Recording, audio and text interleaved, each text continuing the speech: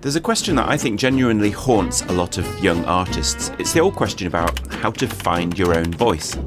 I say haunts because there's just something about the framing of the question that makes it seem like an impossible task. Like, where do you find this thing? Is it just lying around on the streets of London? I already did one video whizzing around London talking about my journey as a composer from a personal point of view, but what I didn't talk about then was the artistic side. I had my own fair share of doubts, worries and wrong turns on the road to becoming a composer, so maybe if I share my story it will give you some idea of the kind of journey it involves. It's a long journey of self-reflection, about finding inspiration and knowing when to let it go. Many of the things that make you who you are beyond your control, the character you're born with, the experiences you had growing up. But it's how you respond to those things that will shape your artistic voice and determine whether you end up a comfortable traditionalist like poor old Sir Bertram McKennell, who created this statue of Edward VII here, or more like his new neighbour in Waterloo Place, Banksy, who laughs at the very notion of the great artist or the masterpiece.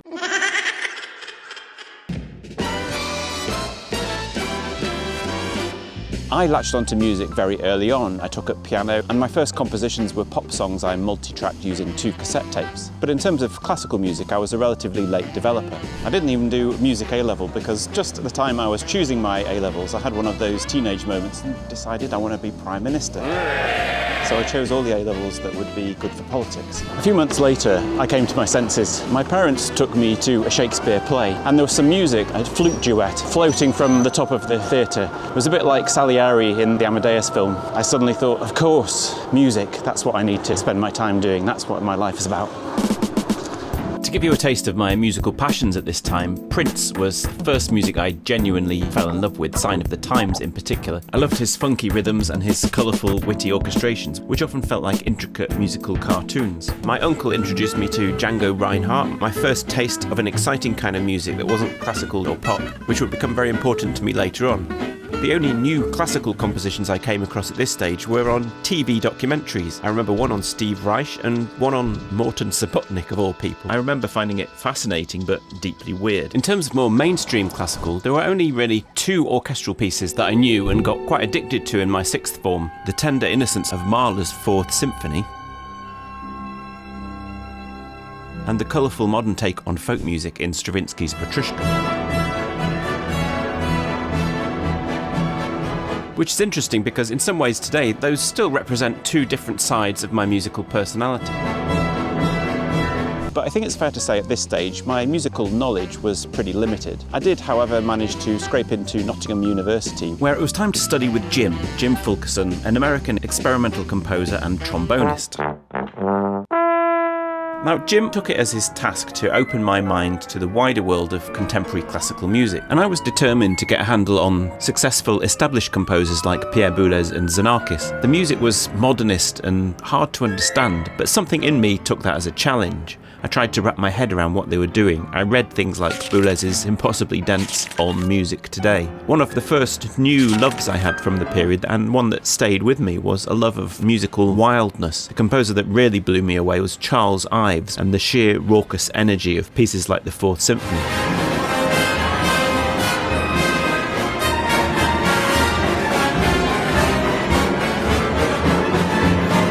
So my way into classical music came from the 20th century first. But when it came to my own compositions, I was desperately lacking in experience. One of the great things Jim did at Nottingham was to give us little weekly exercises. Every week he would set an assignment for whatever odd group of players we had amongst the composers, a clarinet, a guitar, a piano. And he'd set up these specific little tasks. If any of you have ever seen any of my 5 Composers videos, that's not a million miles away from some of the things we were doing. And I really enjoyed this quite hands-on approach to composing. Instead of burying my head in lofty textbooks, I was dealing with the real art of crafting sound. And I found it a lot of fun, but the results were in stark contrast to my actual compositions. It was like I was torn between 2 modes of being. One who wanted to explore composition as a kind of cryptic crossword of note matrices and interval rotations, and the other who just wanted to hit things and see what happens. What really stayed with me was a comment from a fellow pupil after a year or so of this. He said, "I love those things you do in the workshops. They're always so fun and quirky. So why aren't your real compositions like that?" It was one of those brutally honest ways of talking that people sometimes have. And I really wasn't ready for it. I couldn't answer him at the time. After 3 years at Nottingham, I took one of my masterpieces, a composition called Modern Mystic, to an interview here at the Royal College of Music. On each page of the score you could literally see where I'd just discovered Ligeti or Elliott Carter. The style seemed to change every few pages. At my interview I basically told them what a pile of rubbish I'd composed and how I hated the inconsistency of the style. And they seemed to appreciate my honesty because I got in. On the whole, I felt quite rebellious at college. I used to hang out around the coffee machine with a few composing friends and sneer at the well-educated young performers rushing back and forth between lessons. Not the cleverest approach for a young composer trying to make industry contact, but born, I think, out of a strong sense that I wasn't as confidently part of this whole scene as most of them were. I fell out with one composition professor and switched to another who basically took a hands-off approach and let me do things my own way. There was, however, one massive highlight of my time there. Us composers spent one Sunday every month or so here in the leafy suburbs of North London, at the home of George Benjamin, one of the leading figures in British contemporary music. He would spend all day talking to us enthusiastically about music and delving deep into his own composing process and analysing the works of others. George understood and absorbed music in such a powerful and quite intimidating way. He clearly thought very precisely about every single note he wrote, sometimes coming up with entire systems specially for a new composition. So he was very much someone who catered to the cryptic crossword composer in me, but crucially his music was often very beautiful, and I found this incredibly inspiring.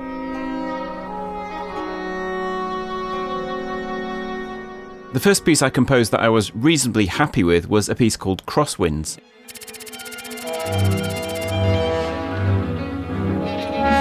It definitely had a lot of George's influence in its impressionistic and airy sound world, but it also had something I'd found myself, a sense of energy and momentum that flowed through the music like a river. It's something I'd noticed that was lacking in a lot of contemporary music. However clever those cryptic crosswords were, it was no good if the music ended up dribbling on like a leaky tap. My main focus became the energy held within the music and how to harness it. And I remember thinking, this focus on momentum, maybe that's who I am, maybe that's my voice. There was one composer I thought handled momentum particularly well, and as it happened, he just started teaching at another college in London. So after Jim and George, it was time for the third and final big influence on my composing journey, Harry, aka Sir Harrison Birtwistle, the famously dark and uncompromising character who, to my surprise, I got on really well with, I guess as a fellow grumpy, socially awkward northerner. During my studies with him, there were protests here at the Royal Opera about his opera Gawain by a group who called themselves the Hecklers. And he wrote an infamous piece called Panic, which caused mayhem at the last night of the proms because of its unapologetic wildness.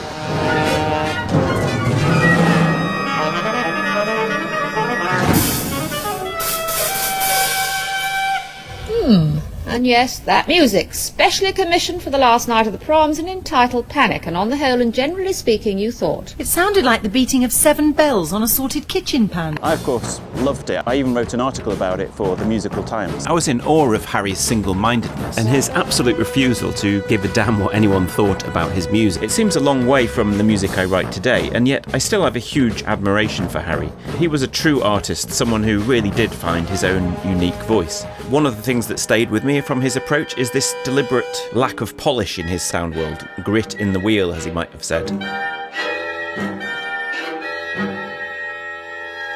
Where so much of classical music seems to aim to be refined and dignified, Harry had this raw, earthy energy which I still love. I started to notice a lot of these grittier sounds and playing techniques were much more common in folk and world music. Amazing ways of producing vibrato in klezmer,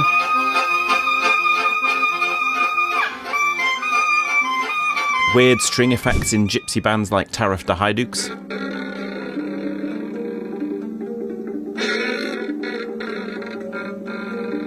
and just an overall energy that I had first loved in those Django Reinhardt performances.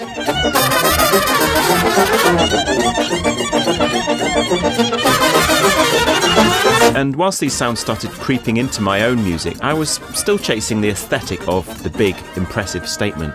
If tech billionaires build rockets, wannabe great composers build grand, epic symphonies. And I got the chance to write mine when I won a place on a BBC Symphony workshop.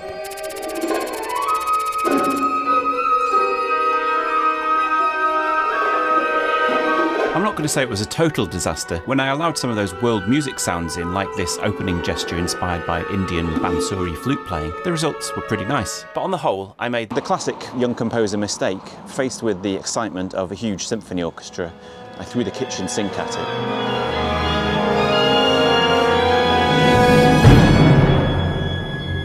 The piece outstayed its welcome and was probably too indebted to both Benjamin and Birtwistle. Quite an embarrassing 20 minutes to sit through. I knew I hadn't yet found my own way of writing. I also felt a large element of doubt. Well, maybe doubt's not the right word, because I did have some deep inner conviction. But if I compared myself to someone like George Benjamin, who had so much knowledge and took every single note he wrote so seriously, I found myself coming up short. However much I tried to be like George or Harry, the results didn't convince me, let alone anyone else. And I think this is a key moment for any artist. We all need regular reminders that comparison is the thief of joy, but this was something different. Whoever your heroes are, you eventually have to wake up to the bleak realization that you'll never be the person you idolize.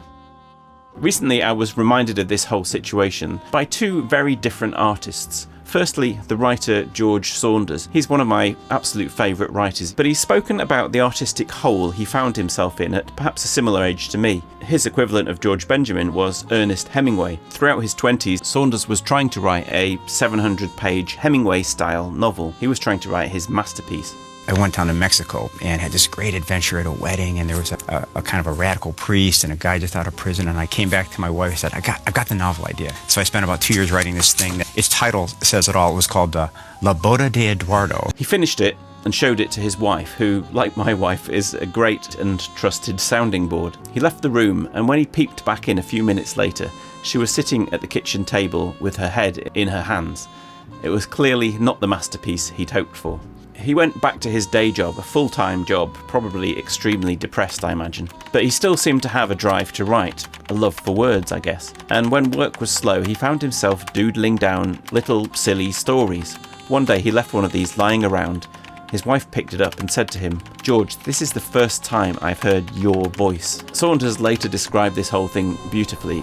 He said, "You aim as an artist for this glorious mountain," in his case, Hemingway Mountain. But to succeed as an artist, yes, maybe to find your voice, you have to accept that up here on Hemingway Mountain you'll only ever be an imitator, an acolyte. So he stumbled back down and found a much smaller mound he called Saunders Shithill. It's an embarrassing place, maybe a bit cheesy or low class, nothing like that grand mountain you'd set your sights on. But the thing is, it's yours. It has your name on it. And ever since then, Saunders has had huge success writing these quirky, weird, un-Hemingway-like short stories. Get up on the phone, tell him it's a rap. The other artist who's from a very different world is the rapper Doechii, who had a breakout a year or two ago.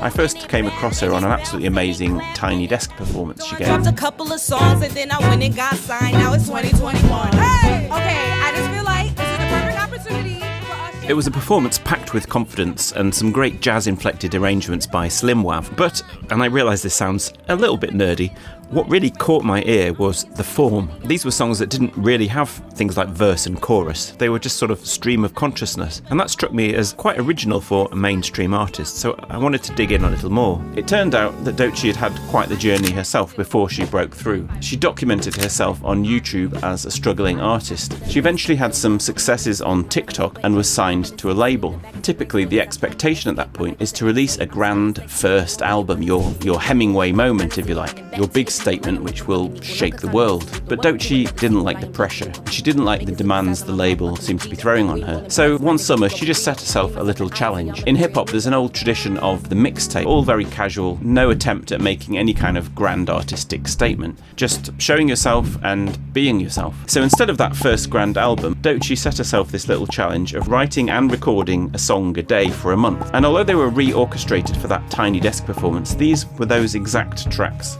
Tracks like Denial is a River or the amazing Nissan Altima.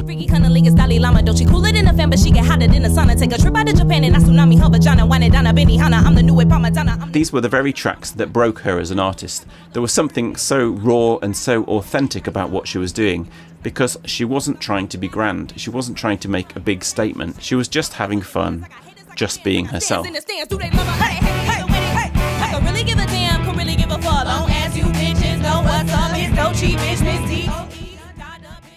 So my own version of that moment came when I was about 35. Once I finished my PhD at age 30, I found myself outside academia. I got a chance to write a couple of short operas, and that in itself loosened me up a lot. You couldn't hide behind clever crosswords there. It either worked as drama or it didn't. I gradually drifted away from that modernist aesthetic. I allowed myself some occasional naughty major 7th arpeggios or funky rhythms, but I still hadn't really found my sound. And then I found myself accepted on a workshop commission from Carnegie Hall. We had a year to write a piece. Now this was pretty intimidating. This was Carnegie Hall writing for classical singers and ensemble. It felt very grand, very Hemingway, very first album. This was my moment, surely, to make a big impression on people. And I found it entirely overwhelming. For a couple of months I couldn't find any ideas that were lofty enough to suit this very grand occasion.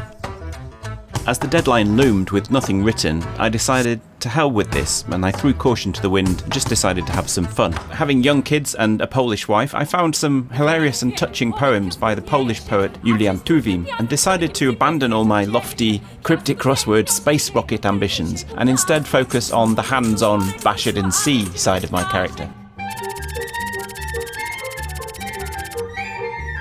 In fact, in the workshop I met composer and performer Michael Ward Bergman, who introduced me to his instrument, the lagerphone, a large stick with a boot and bottle tops that stomps like a giant sleigh bell. I was so committed I decided to include one in my own piece. I built it myself and made it specially detachable so that it would fit in my suitcase, resulting in what I'm guessing was the first ever performance of a lagerphone on Carnegie Hall stage.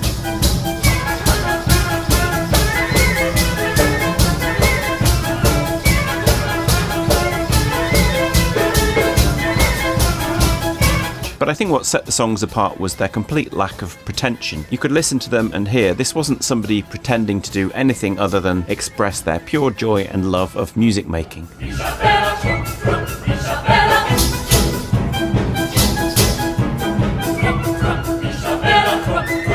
I was no longer writing some grand 20-minute George Benjamin or Harrison Birtwistle masterpiece. I was writing a bunch of goofy little songs that, whatever else they were me.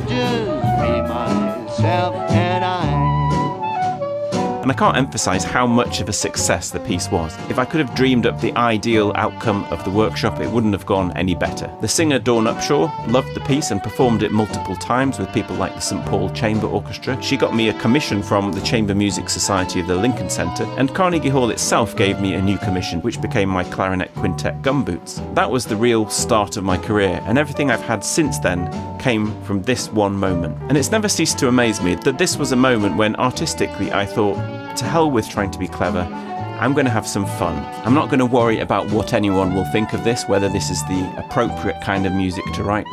I'm going to follow the music that I love, the things that excite me.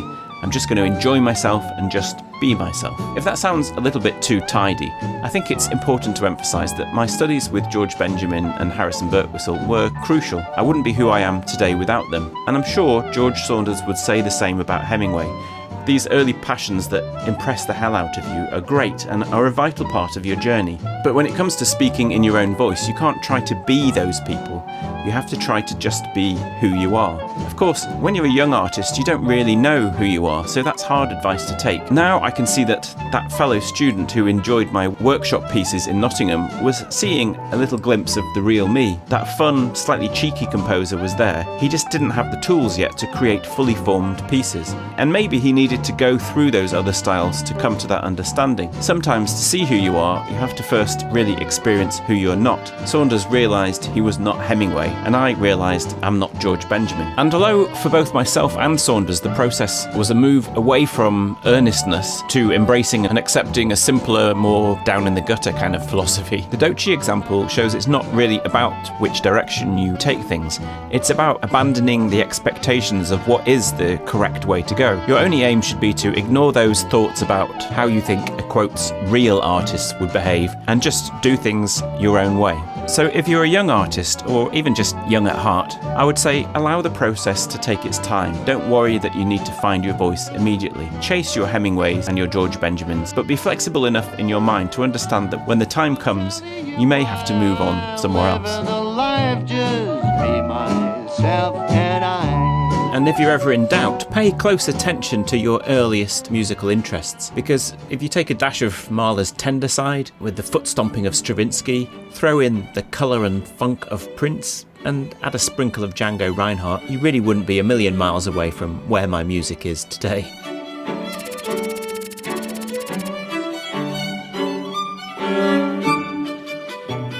I want to end by thanking that very early influence, Jim Fulkerson. In the gentlest of ways, Jim just prized open my mind and allowed me to begin my journey of self-discovery. A couple of years ago, my string quartet, the Lick Quartet, was premiered by the Doechii Quartet at the Concertgebouw in Amsterdam.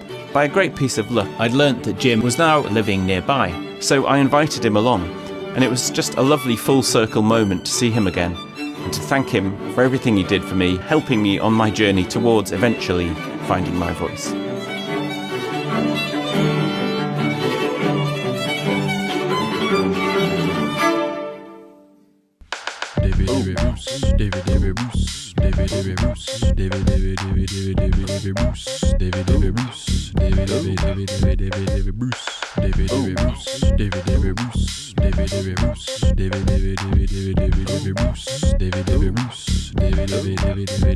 Bruce.